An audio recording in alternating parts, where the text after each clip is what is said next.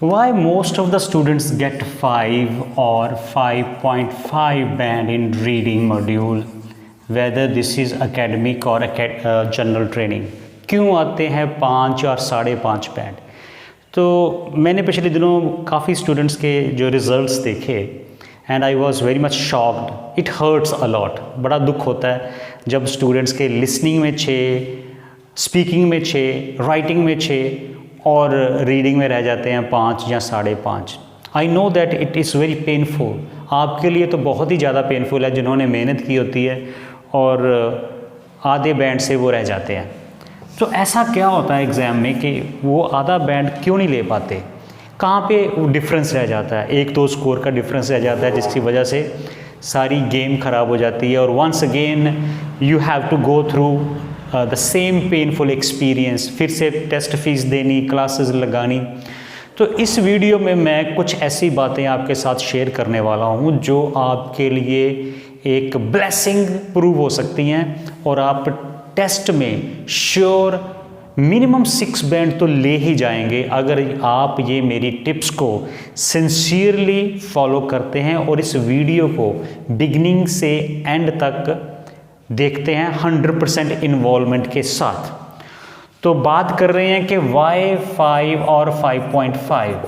चलो हम 5 को छोड़ देते हैं, 5.5 की बात करते हैं. तो 5.5 मीन्स आपका स्कोर 19 से लेके 22 के बीच में कहीं अटक गया. Your score got stuck anywhere in between 19 and 22. तो मान लो आपका स्कोर 20, 21, 22 आया होगा मे बी. तो डिफरेंस क्या होता है? 2 से 3 स्कोर और मिल जाते तो यू वुड बी सक्सेसफुल. आप ये मैदान फतेह कर चुके होते. तो बात करते हैं कि प्रॉब्लम कहाँ पे आती है. प्रॉब्लम आती है when you don't follow any strategy. कोई आप प्लानिंग नहीं करते. Strategy is very very important.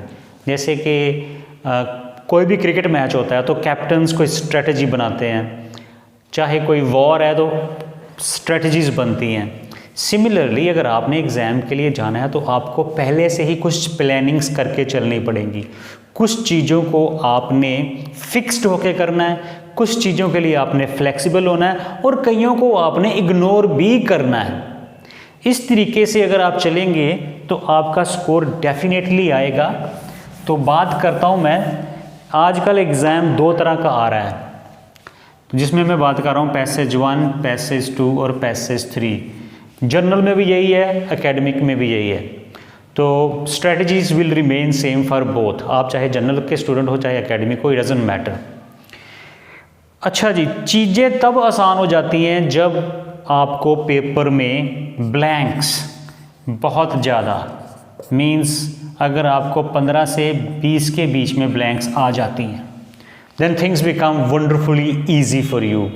आप समझ लें कि आपका जो है कि 50% जॉब तो हो चुका है. अब आपने आंसर्स ढूंढने हैं ब्लैंक्स के. अगर 15 से 20 ब्लैंक्स, आप क्या करना है जब भी आपको क्वेश्चन पेपर मिलता है जल्दी जल्दी से खोल के देखें कि इसमें ब्लैंक्स कितनी हैं. पैसेज 1 में 6-7 ब्लैंक्स हैं, पैसेज 2 में 4-5 हैं, पैसेज 3 में 6-7 हैं. तो काउंट कीजिए टोटल ब्लैंक्स कितनी हैं.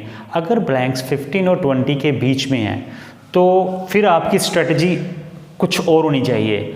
अगर ब्लैंक्स बहुत ही कम है, 10-11 के बीच में ही हैं, तो आपको फिर कुछ डिफरेंट प्लानिंग के साथ चलना पड़ेगा. दोनों केसेस में सेम स्ट्रेटजी और सेम प्लानिंग नहीं चल सकती. तो पहले मैं बात करूंगा कि अगर सपोज़ आप लकी हैं, इसको मैं यूज़ करूंगा वर्ड यहाँ पे, आप फॉर्चूनेट हैं, लकी हैं कि आपको ब्लैंक्स मिल गई. पैसेज फर्स्ट में 8 ब्लैंक्स हैं, देन पैसेज 2 में आपको 4 से 5 ब्लैंक्स हैं, देन अगेन 6-7 ब्लैंक्स यहाँ पे हैं. तो इस तरह का जो अगर पेपर आ गया तो it's very easy to get 7 और 7+ बैंड. आपने कई बार सुना होगा ना कि आपके कोई दोस्त या फ्रेंड या रिलेटिव, यार वो उसकी रीडिंग इतनी अच्छी नहीं थी पर बैंड बड़े आ गए, 7 बैंड ले आया और रीडिंग में. ये कैसे हो गया? वो ऐसे हो गया कि पेपर ही उस दिन ऐसा कुछ आ गया कि जिसमें 16, 17, 20 तक ब्लैंक्स थी.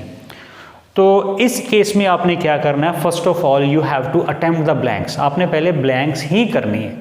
पैसेज 1 कीजिए। पैसेज 1 को आपने क्या करना है कि इसके पूरे 13 क्वेश्चन 13 के 13 कर देने हैं, उसमें ब्लैंक्स हैं plus true false not given होगा वो कर दें। ओके, उसके बाद सेकंड पैसेज में जाएं, देखें ब्लैंक्स हैं तो वो ब्लैंक्स पहले कर लें। लिस्ट ऑफ हेडिंग्स जहाँ which paragraph contains the following information वाले क्वेश्चन उसको छोड़ दें। अगले में पैसेज 3 में भी जाएं तो पहले ब्लैंक्स कर दें। ब्लैंक्स करने का फ़ायदा क्या होता है कि मान लो अगर आपका टाइम निकल गया, आपके पास टाइम नहीं बचा, तो आप ब्लैंक्स में गेस नहीं कर सकते, आप उसमें तुक्का भी नहीं मार सकते, तो उसको तो आपको पढ़ के ही करना पड़ेगा।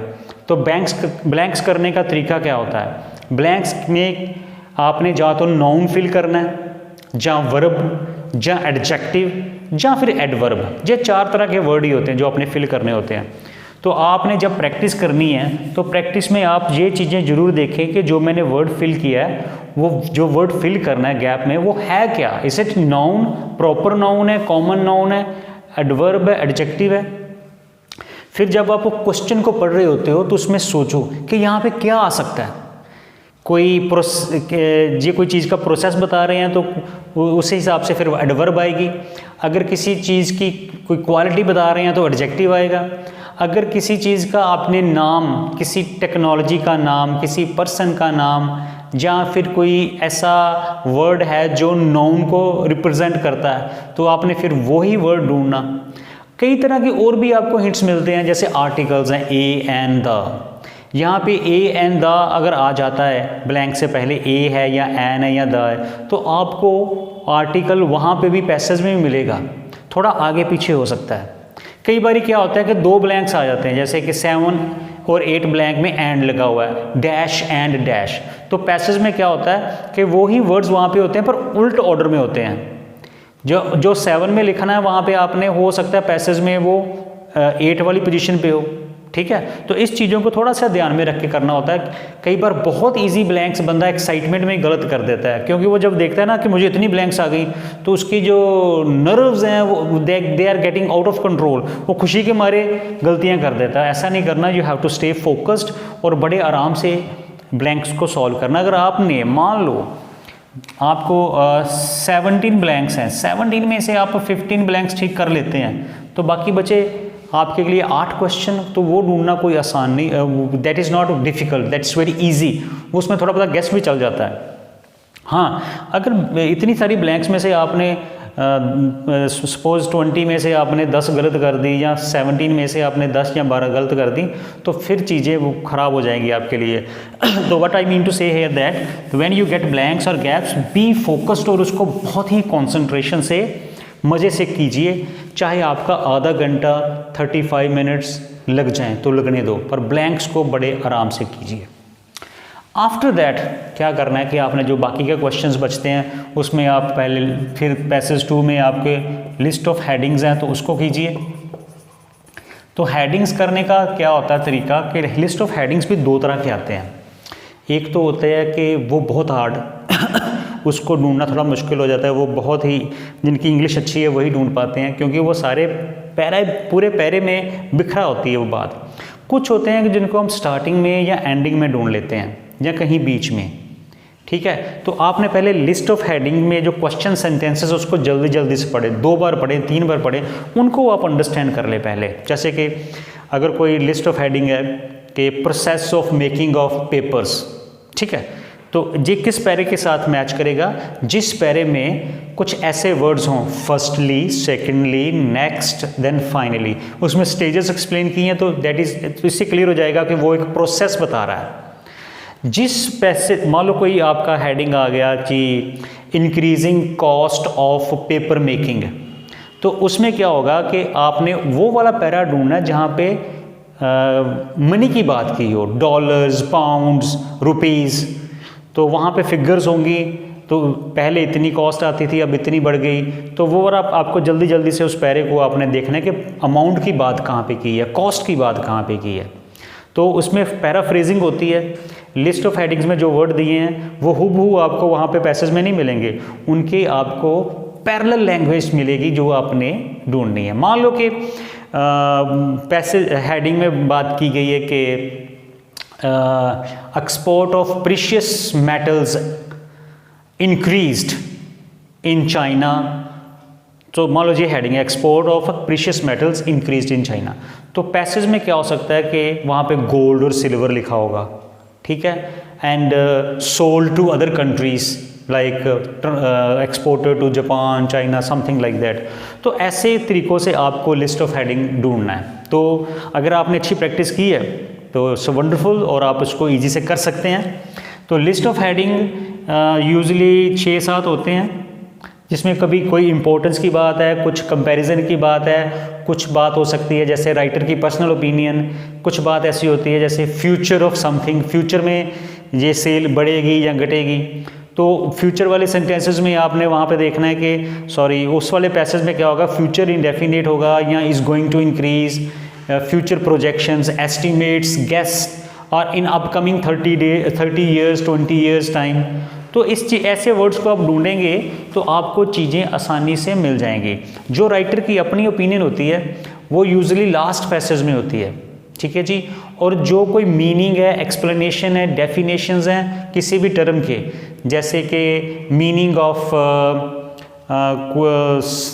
कुछ कोई भी वर्ड आप ले सकते हैं, meaning of inflation, definition of inflation, तो ये 99% फर्स्ट पैराग्राफ में होगी। तो आपने फर्स्ट पैरे के साथ उसको मिला देना है। जब भी डेफिनेशंस, नेचर, एक्सप्लेनेशंस और मीनिंग ऐसा कुछ लिखा होता है ना, तो वो वाला पैसेज 1 होता है।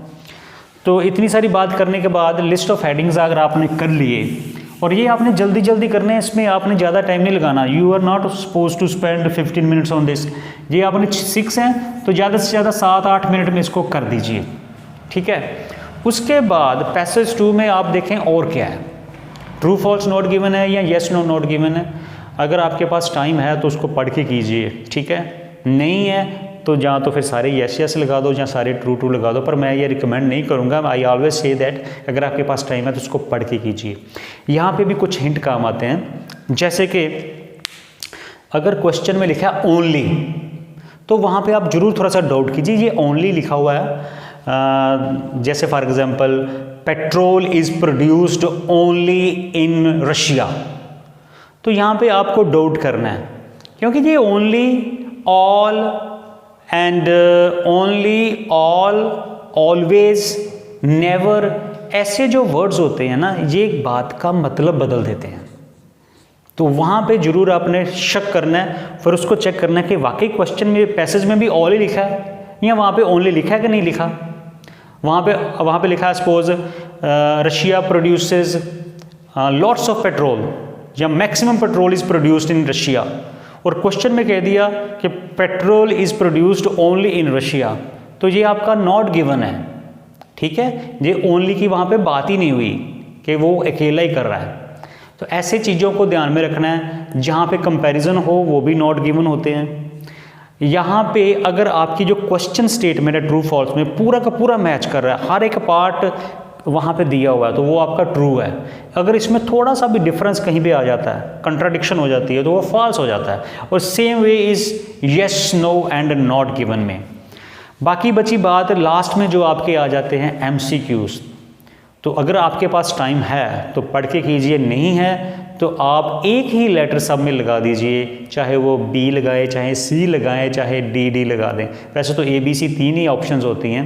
हाँ, पर यहाँ पर मैं एक चीज़ आपको सुजेस्ट करना चाहूँगा, अगर वो ऑप्शन छोटी छोटी हैं, 3-4 वर्ड्स की हैं, तो उसको फिर से ज़रूर पढ़ के कीजिए। अगर वो ऑप्शन लंबी हैं तो that is very time consuming, इतना टाइम नहीं होता किसी के पास लास्ट में, तो फिर वो उसको आप तुक्का मार दें, ब्लाइंडली उसको कर दीजिए, पर उसको कर दीजिए, खाली नहीं छोड़ना।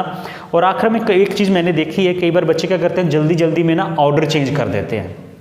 1 to 40 कर रहे होते हैं, बीच में कुछ एक छूट जाता है उनका, और अगले जो आंसर्स होते हैं वो उनका जो सीरीज़ ऑर्डर होता है वो चेंज हो जाता है।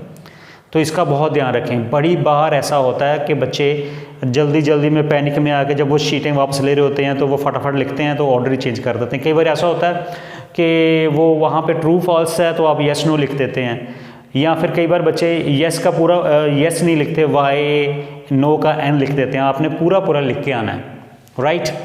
तो अगर दूसरी सिचुएशन में बताता हूँ कि सपोज़ आपको ब्लैंक्स नहीं आई, ब्लैंक्स बहुत ही कम आ गई, मान लो आपके पास सिर्फ 10 ब्लैंक्स ही आई पूरे पेपर में, और 2 बार आपको MCQs आ गए तो इट्स वेरी हार्ड, ये मुश्किल हो जाता है। पर घबराना नहीं है, मुश्किल है पर इसका भी एक रास्ता है, that I am going to tell you. इस सिचुएशन में आपने क्या करना है, तो इस सिचुएशन में अगर आपके पास ब्लैंक्स कम है तो आपने पैसेज 1 जो है उसको पूरा पहले सबसे पहले आपने पैसेज 1 ही करना, चाहे जिस तरह के मर्जी क्वेश्चन हो। हाँ, अगर उसमें ये क्वेश्चन आ जाए which paragraph contains the following information, और क्वेश्चन 3 ही है और पैसेज जो हैं पैराग्राफ जो हैं वो 6-7 है, तो ये थोड़ा मुश्किल है क्योंकि 3 सेंटेंसेस को 7 पैरों में ढूंढने में तो 10-15 मिनट आराम से निकल जाएंगे। तो वो वाला क्वेश्चन आपने नहीं करना, तो आपने क्या करना है, विच पैराग्राफ कंटेन्स फॉलोइंग इन्फॉर्मेशन वाला क्वेश्चन है उसको छोड़ देना है। ओके, तो आपने दूसरे क्वेश्चंस करें, उसमें ब्लैंक्स होंगी, ट्रू फॉल्स होंगे, उसको कर दीजिए। अगले पैसेज पे जाएं, अगले पैसेज में आपको लिस्ट ऑफ हेडिंग्स मिलेंगे ही मिलेंगे, उनको कीजिए। उनके साथ जो अदर क्वेश्चंस हैं जैसे MCQ है, अगर तो वो आपकी समझ में आ रहा है, आप एक बार पढ़ के देख लिए कि क्वेश्चन क्लियर हो रहा है और उसकी लोकेशन मिल रही है तो कर दीजिए। अगर कुछ नहीं मिल रहा तो आप लास्ट पैसेज पे जाएं, वहाँ पे जो ब्लैंक्स हैं या ट्रू फॉल्स है उसको करें, जो भी है जितनी भी ब्लैंक्स हैं उसको कीजिए। और उसके बाद में आप पैसेज 2 पे आएँ और अपने MCQs पे दोबारा से फोकस कीजिए। अगर लिस्ट ऑफ हेडिंग आपके साथ था और उसके साथ MCQs हैं तो फिर तो MCQs वहीं पर कर देनी चाहिए। क्यों, क्या होता है कि जब वो लिस्ट ऑफ हेडिंग्स कर रहे होते हैं तो हम पूरे पैसेज को स्कैन करते हैं, तो हमें MCQs के भी कुछ इन्फॉर्मेशन वहाँ मिल जाती है। तो आपने क्या करना है, लिस्ट ऑफ हेडिंग्स और MCQs इकट्ठे ही करने हैं। आई मीन टू से कि आपने लिस्ट ऑफ हेडिंग्स और MCQs दोनों को पढ़ लें, पहले इन दोनों को पढ़ लें, ठीक है। MCQs में ऑप्शंस पढ़ने की ज़रूरत नहीं, सिर्फ क्वेश्चन की स्टेटमेंट पढ़ें और आपको जब लोकेशन मिल जाती है तो फिर उसका जो वहाँ पे जो इन्फॉर्मेशन है उसको ऑप्शन के साथ कंपेयर करके आप जल्दी जल्दी करें। ये करना आपने सब जल्दी जल्दी है क्योंकि टाइम इज़, कहते हैं ना टाइम इज़ मनी, तो मैं तो यहाँ पे कहता हूँ टाइम इज़ स्कोर। अगर ये चीज़ें आप टाइम से कर लेते हैं तो आपको बहुत बेनिफिट होगा। और इसमें एक और क्वेश्चन की टाइप आ जाती है, matching of researchers and their findings, उन्होंने क्या कहा रिसर्चर्स ने। तो इसमें दिक्कत क्या होती है, जब एक रिसर्चर या कोई साइंटिस्ट 3-4 बार एक आ जाता है तो आपको 4 लोकेशन में उसके बारे में पढ़ना पड़ता है कि उसने क्या कहा था। तो ऐसे वाले साइंटिस्ट के नेम को आप छोड़ दें, जो 1 या 2 बार डिस्कस किए गए पहले उनको कीजिए, और इस वाले को तो मैं कहता हूं कि गेस्ट से कर दीजिए, यहाँ पे मेहनत करने की ज़रूरत नहीं है। तो बहुत सारे क्वेश्चंस को आपको सेक्रीफाइस करना भी सीखना पड़ेगा कि हाँ अगर ये क्वेश्चन मेरे टेस्ट का नहीं है या मैं इसमें जिसमें दिक्कत आती है तो आप उसको छोड़ें। हो सकता है वो क्वेश्चन आपकी 6-7 मिनट ले जाए, तो जो क्वेश्चन आपका ज़्यादा से ज़्यादा टाइम खा रहा है ना उसको छोड़ें। क्वेश्चन पढ़ के बंदे को पता लग जाता है यार ये मेरी रेंज का है या नहीं है। अगर वो आपकी रेंज का नहीं है उसको छोड़ दें, लास्ट में कीजिए। जब आपके 2-3 मिनट बच जाते हैं, 4 मिनट बचते हैं, तो उसमें आप उसको तुक्का मार करें, 40 के 40 अटैम्प्ट करके आएँ, उसमें आप किसी को छोड़े मत। ओके, और जो बड़ी बड़ी गलतियाँ स्टूडेंट कर देते हैं, जैसे ट्रू फॉल्स की जगह येस नो लिख देते हैं, या फिर कई बार होता है कि ब्लैंक्स के वर्ड्स दिए हुए हैं पर आंसर उसने अल्फ़ाबेट्स में मांगा है, आप पूरा ब्लैंक का वर्ड ही लिख देते हो जल्दी जल्दी में। कई बार क्या होता है कि आप घड़ी पे इतना देखते रहते हो, बार बार घड़ी देखते रहते हो कि आपका टाइम घड़ी देखने में वेस्ट हो जाता है। क्लॉक की तरफ मत देखें, क्लॉक की तरफ तब देखें जब आपने अराउंड 30 क्वेश्चंस कर लिए हों। 30 क्वेश्चन तक तो क्लॉक को देखें ही ना, उसके बाद में देखें। तो इस तरीके से अगर आप ये मेरी जो सजेशंस मैंने आपको दी अगर फॉलो करोगे तो definitely with the blessings of God you will get your dream score 6+. Thank you for watching this video.